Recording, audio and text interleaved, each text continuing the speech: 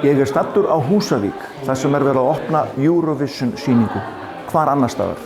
With this great big world before, but it's all for someone else. I tried again to let you know just where my heart is. Tell the truth and not pretend. All I needed was to get away, just to realize that I was meant to stay.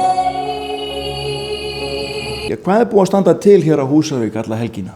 Herri, við vorum að opna Eurovision sýninguna. Þetta búið að vera verkefni sem við erum búin að vinna núna senasta árið og gríðarlega skemmtilegt verkefni því að Eurovision alltaf það er svo mikið gleði, það er svo mikið litur í þessu og þannig að það má segja að við hefum fengið hálfgerða gleði sprengju yfir okkur senasta sumar þegar myndið kom út glimmersprengju og við grípum hana á lofti. Það alltaf var þörf á einhverju gleði hér í miðju COVID og erum búin að vera að vinna með þetta núna í heilt ár og þetta er afraksturinn.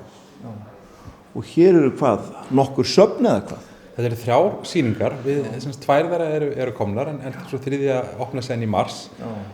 Sýningarnir sem eru komnar upp fjalla annars vegar Ísland í Eurovision-keppninni. Þetta er svo sem margt sem að fólk þekkir, þetta eru hálfgerðir þjóðargersemar hérna hjá okkur. Og hin sýningin sem er búin að opna fjallar kvikmyndina, Færsaga. Og svo erum við að opna í mars samhliða söngvakeppni sjónvarpsins erum við að opna sýningu Eurovision-keppnina úti. Og þá verður mikið húlum hæg aftur.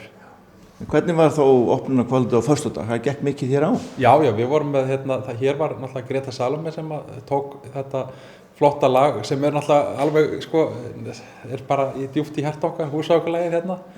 Og með þessum yndislegu stelpum úr Óskarskornum sem sungu á Óskarnum í vor. Og þetta lukkaðist vel og við erum sælóglöð. Í beinni útsendingu? Já, það var sýnt frá þessu fréttum hjá RÚV með annars og Felix Bergsson var með síðdegisútvarpi hérna í beinni líka frá okkur og svo eru þið hér með okkur og þetta er búið að fá alltaf athygli. Já, mér finnst þessi hugmynd náttúrulega bara algjörlega stórkostleg og náttúrulega ef einhver staðar á að setja svona sal, þá er það hér á Húsavík. Þannig að það er bara dásamlegt að vera komin hingað og sjá að þetta sé að verða veruleika og ótrúlegu kraftur og elja í fólki að koma þessu saman. Við vitum það hjá RÚV hvaða vinnu þetta kostar. Þannig að það er bara dásamlegt að vera komin og fyrir mig persónulega svolítið eins og vera komin heim og það finnst mér alltaf ég dásamlegt að keyra hérna inn í Húsavík og byrja að sjá framan í bæjarbúa. Mjög gaman að koma. Þannig að þetta er bara búið að vera einstaklega ánægjulegt og verður það alveg pottitt áfram. Þetta snýst hvað? Lífsgleði? Já, fyrst og fremst. Og ég meina þegar svona tækifæri kemur til að vinna með eitthvað svona skemmtilegt, það væri glórulaust að grípa það ekki. Og Húsvíkingar búin að eigna sig í Eurovision? Já, svona sinn hátt. En hvað næst? Það lítur að koma eitthvað meira?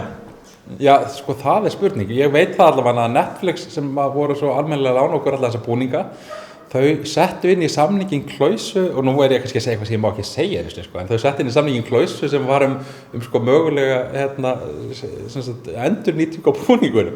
Þannig að hvort þau eru að hugsa eitthvað framhald, en það allavega kom fram hjá þeim að það gæti komið til þess að þau þurftu að nota eitthvað þessu dóti aftur.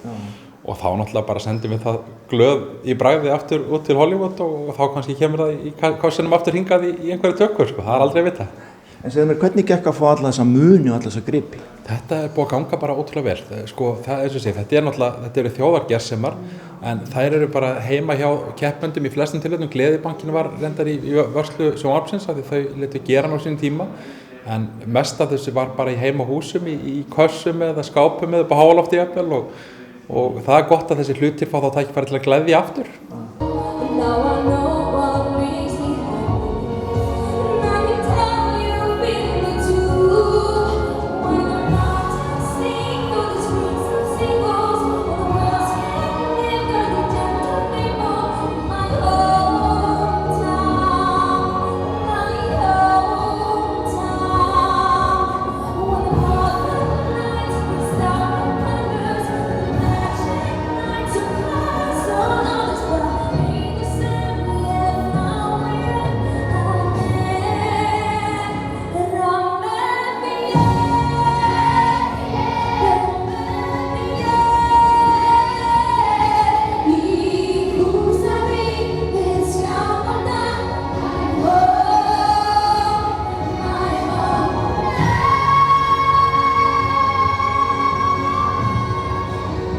Oh